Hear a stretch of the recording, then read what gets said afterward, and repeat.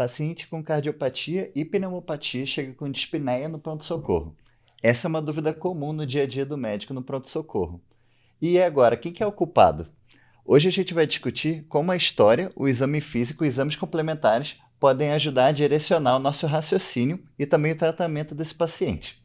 Além disso, a gente vai discutir como otimizar o tratamento desse paciente para reduzir suas visitas ao pronto-socorro e também hospitalizações, e também melhorar a qualidade de vida, reduzir os sintomas que esse paciente tem no dia a dia em função das suas comorbidades. Meu nome é Vinícius Zófoli, eu sou intensivista e eu estou aqui com o Dr. Guilherme Bride, pneumologista do INCOR, e também o Dr. Lucas Lentini, cardiologista do INCOR, para discutir um pouquinho um caso clínico sobre esse assunto que é tão comum no nosso dia a dia. Vamos lá?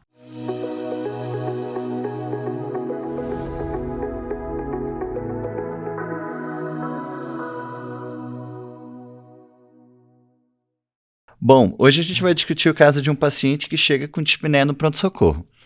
O nosso paciente é um homem de 62 anos, cuja queixa principal é piora da dispneia de base. Ele já tem um diagnóstico prévio de DPOC em uso de formoterol e budesonida 2 vezes ao dia. Além disso, ele também tem uma insuficiência cardíaca de etiologia isquêmica e está em uso de enalapril 10 mg 2 vezes por dia, bisoprolol 5 mg por dia e espironolactona 25 mg por dia. Além disso, ele também usa AS e rosuvastatina 40 mg por dia. Ele refere que no basal a sua dispneia o atrapalha para atividades como subir um lance de escadas ou andar rápido mesmo no plano.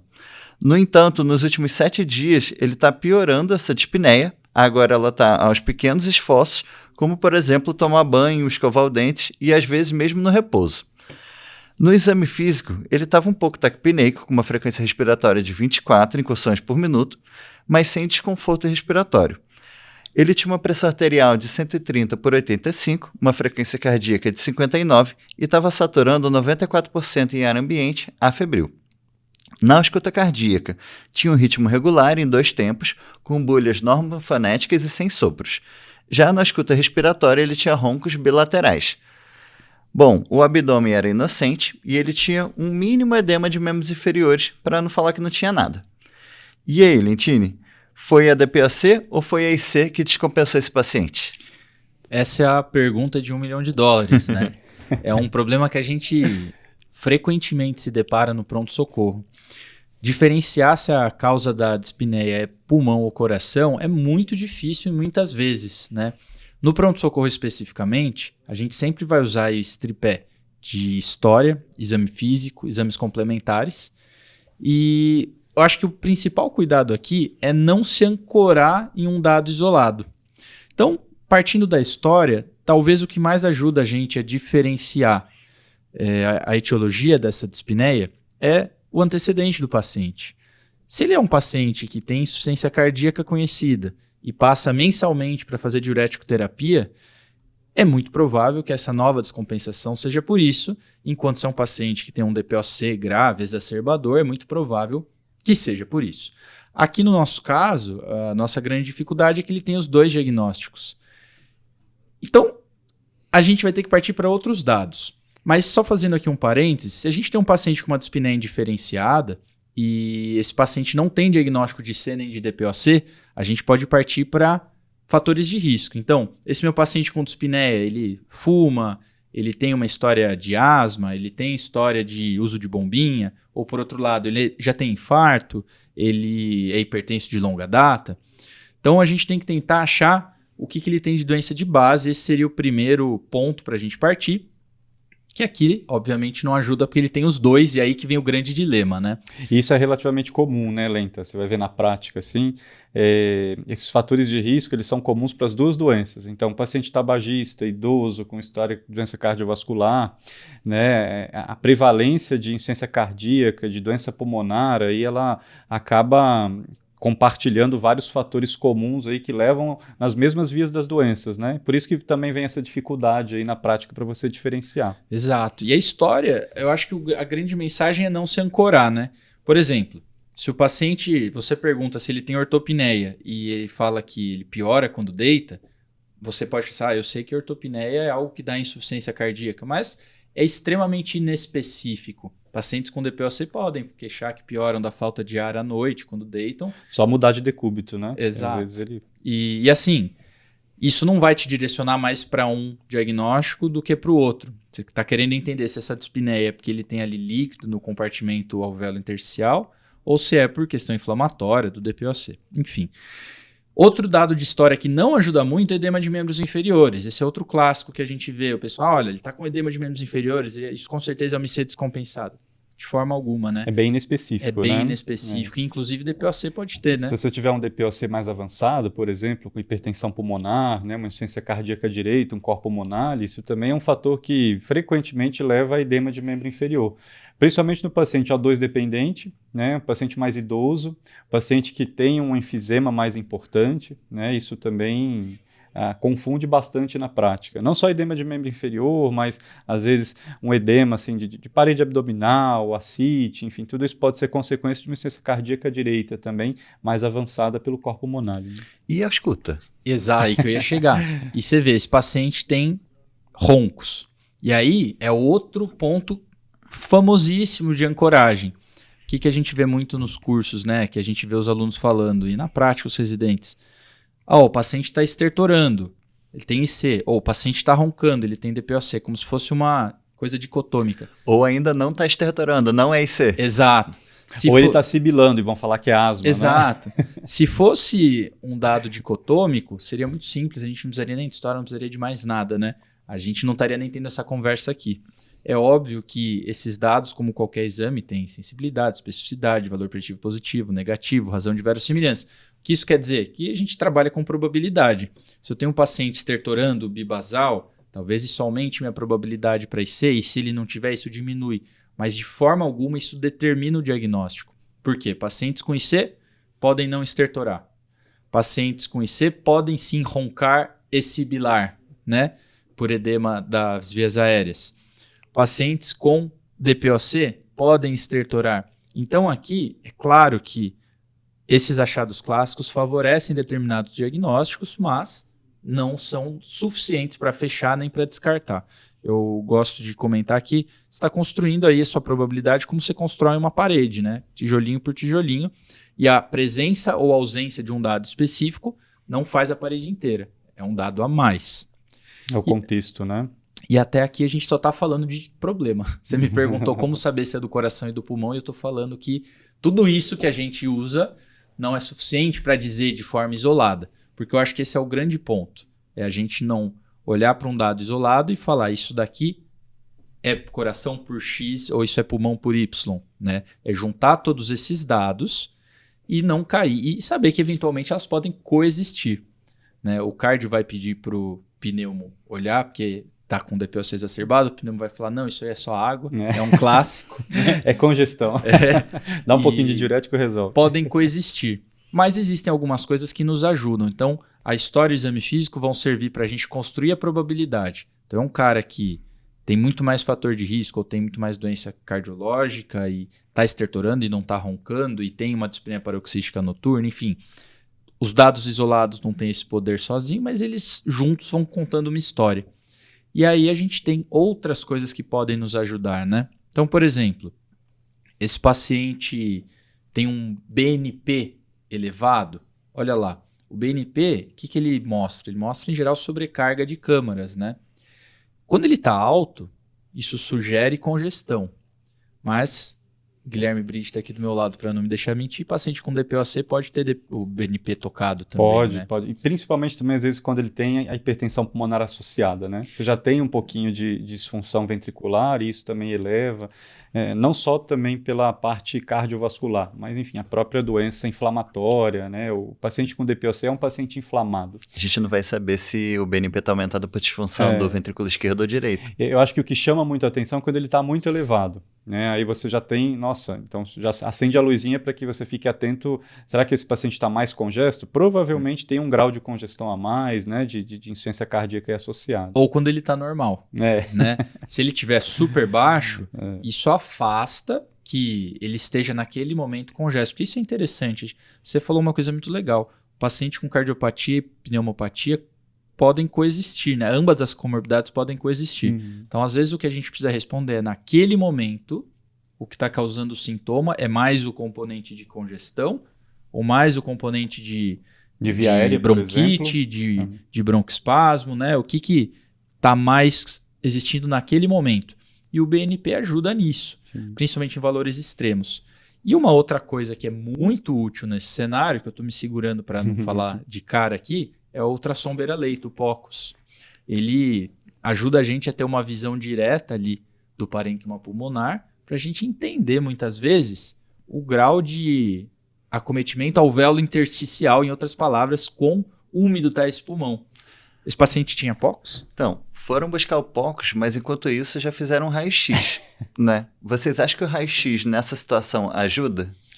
Pode ajudar também, né? Eu acredito que sim. Eu acho que o raio-x, né, assim como o ultrassom, ele vem sendo, já é mais disponível, né, há bastante tempo, e ele te dá uma ideia até de tamanho da área cardíaca, né? Se o paciente já é um paciente cardiopata, ele pode ter uma área cardíaca mais elevada, derrame pleural, então congestão, né? Aquele velamento do seio costofrênico ali, bilateral, até mesmo unilateral, aumento da trama vascular, então é um paciente que está mais congesto, mais edemaciado, a própria elevação de brônquio, assim, às vezes você vê aquela carina mais deslocada, um brônquio ali mais elevado, ou seja, as câmaras cardíacas que empurram, né, deslocam as estruturas ali do mediastino por conta de uma cardiopatia. Mas aí você só está querendo falar que é culpa minha, né? Você já está querendo empurrar para mim o paciente. A pneumo quer falar sempre da cardio, mas o que no raio-x ajuda?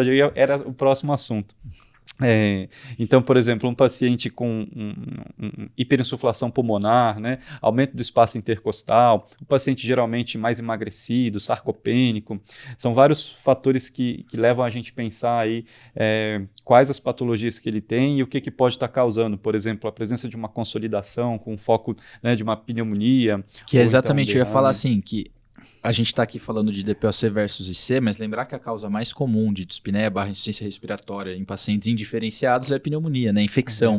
Ainda mais em eras aí de pneumonia viral, o raio-x não vai só ajudar nisso, mas ele vai eventualmente diagnosticar uma terceira coisa, né? Lembrar que pneumonia e DPOC exacerbado são coisas diferentes, né? Sim, com certeza. Então, acho que todos esses exames no contexto, né, hoje em dia também com ultrassom ajuda a gente a pensar de onde que está vindo o sintoma dos nossos pacientes. Isso acho que é fundamental, a gente diferenciar até para dar um nome e tratar. Né? Perfeito, perfeito.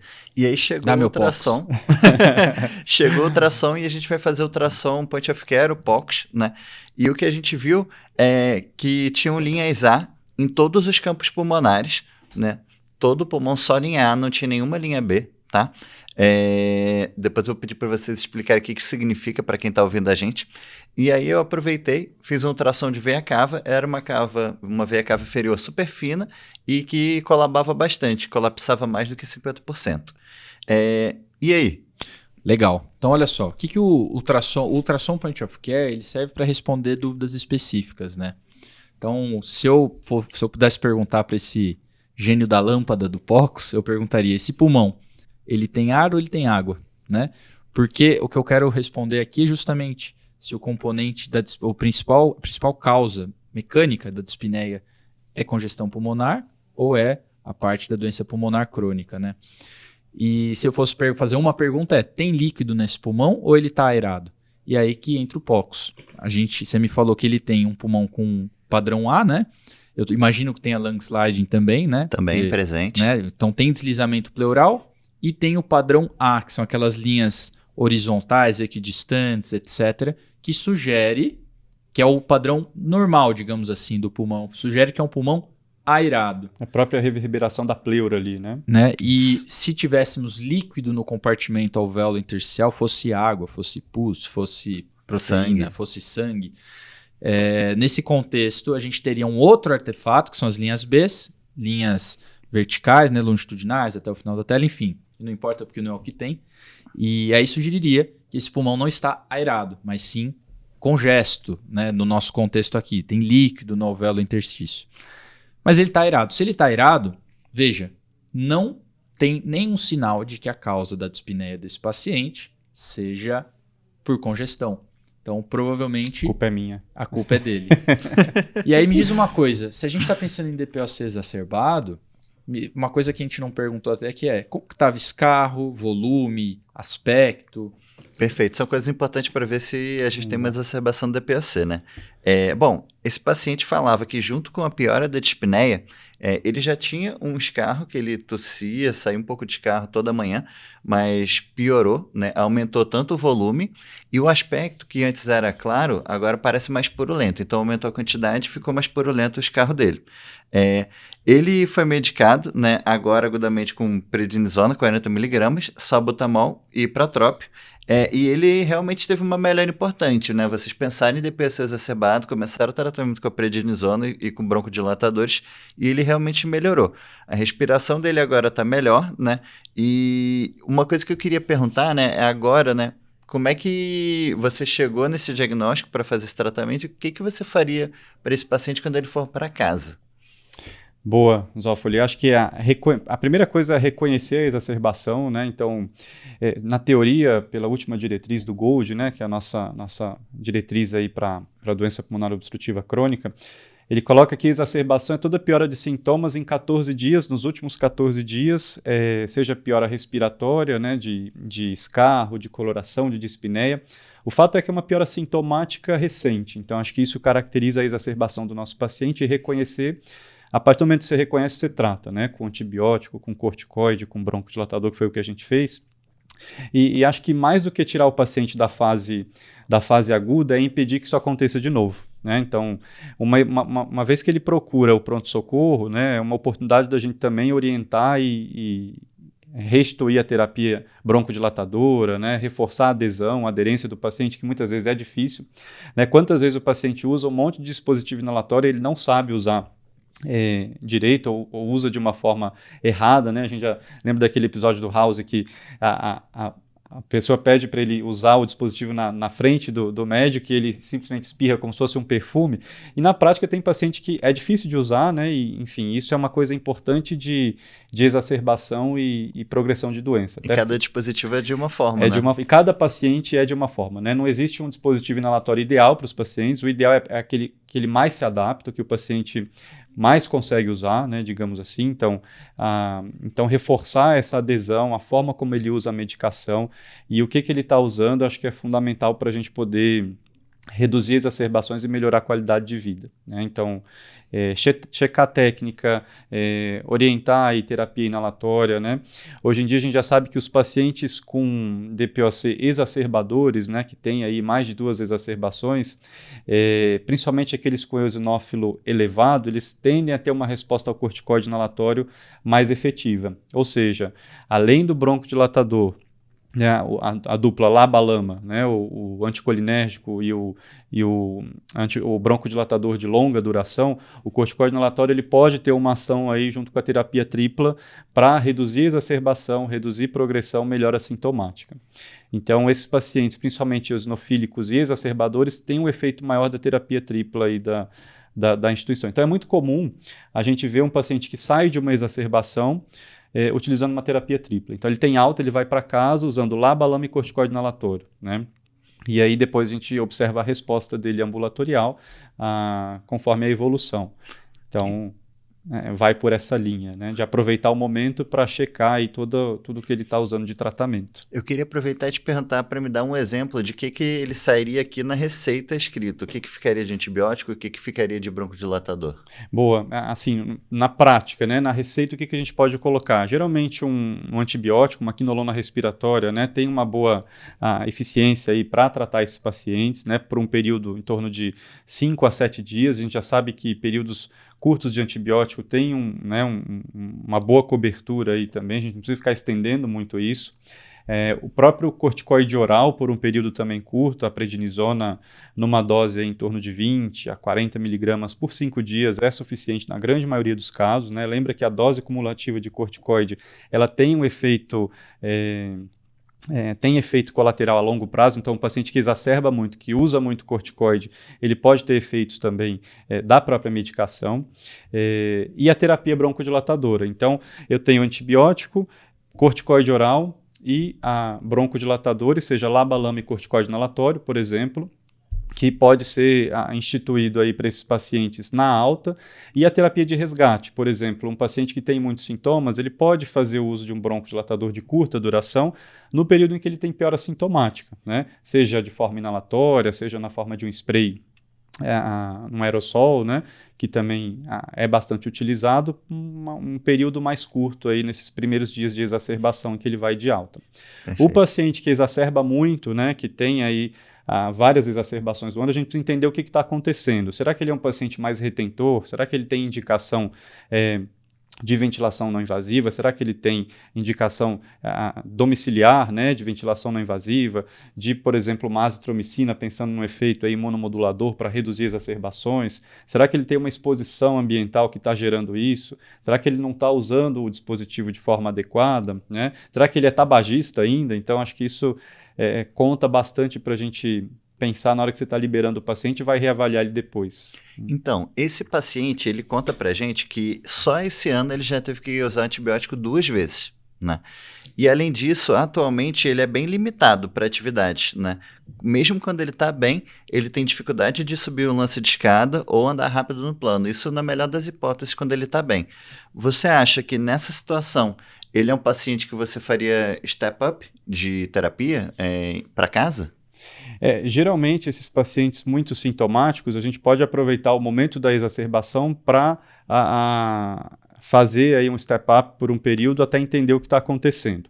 E aí sempre lembrar também de procurar outros fatores de piora, né? Seja um paciente que também tem uma doença cardiovascular associada, que não está muito bem compensada, um paciente que está hipoxêmico e precisa de O2 domiciliar. Então, esse momento você tenta entender de certa forma o que está acontecendo, até para prescrever uma terapia tripla, né, que seja, e depois reavaliar conforme a evolução do caso, né? Então, pacientes exacerbadores têm essa característica, né, uma característica de que eles são muito sintomáticos, podem ser muito sintomáticos e exacerbadores, e a gente precisa otimizar em primeiro momento e seguir para evitar que isso aconteça, né?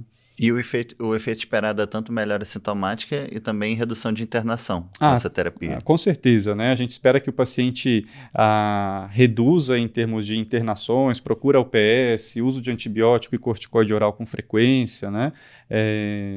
E também melhora de qualidade de vida, né? Porque o paciente, às vezes, broncodilatado, ele tem menos sintomas, né? Ele entende o que ele tem um plano de ação que ele sabe usar quando ele tem mais sintomas, então ele já faz isso de uma forma antecipada, até mesmo para não procurar a emergência, não procurar o pronto-socorro e ficar mais confortável. E todos esses fatores que a gente comentou, como vacinação, oxigenoterapia, cessação de tabagismo, né, são, acho que, coadjuvantes aí para a gente poder reduzir as exacerbações e a progressão da doença também, né? Sempre a orientação e educação do paciente, acho que é fundamental nessa parte. Perfeito. Então, em resumo, você avaliaria ele, você vai avaliar como é que está a técnica de uso do dispositivo de inalação, avaliar as posições, por exemplo, tabagismo, entre outras coisas, medicações, exposição ambiental. Comorbidades, boa.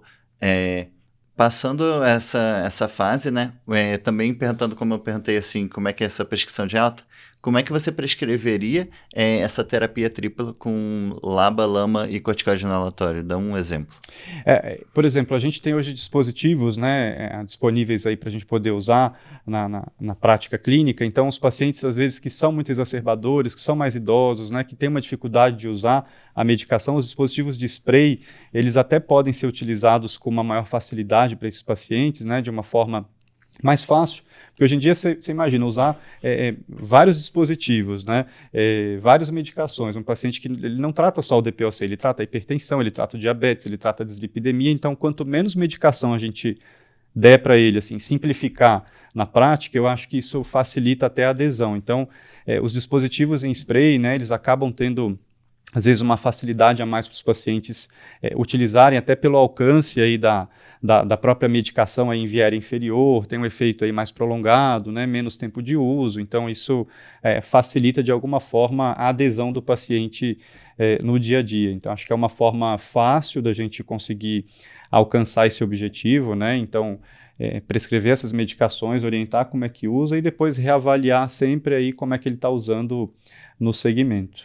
Existe um dispositivo que já tem a terapia tripla no dispositivo No só. mesmo dispositivo, né? Então a gente consegue hoje fazer aí de uma forma mais simples, né? Simplificada, as 3 medicações num dispositivo único, né? Usando aí 2 vezes ao dia, né? De forma contínua para a gente poder conseguir tratar esses pacientes de uma forma mais ampla e mais fácil. Perfeito. Então, esse nosso paciente, ele foi de alta com prescrição de terapia tripla, né, com formoterol, beclometasona e glicopirrônio. Ele teve uma melhora dos sintomas, né, com a terapia otimizada. Ele continuou acompanhando com você no ambulatório, né, do DPOC, com você da parte da insuficiência cardíaca, e hoje em dia ele está muito bem, né? Que bom! Sinal que deu certo o Deu tratamento. tudo certo. E ele também não precisou passar comigo na UTI, graças a Deus. Esse é o principal. Felizmente né? não vai ser seu paciente. Eu queria agradecer a participação de vocês, do Bride, do Lentini, foi muito legal a discussão do caso clínico. E se você gostou, compartilhe o vídeo, siga a gente no nosso canal para você ver os nossos próximos conteúdos. Um abraço. Obrigado, pessoal. Obrigado. Valeu.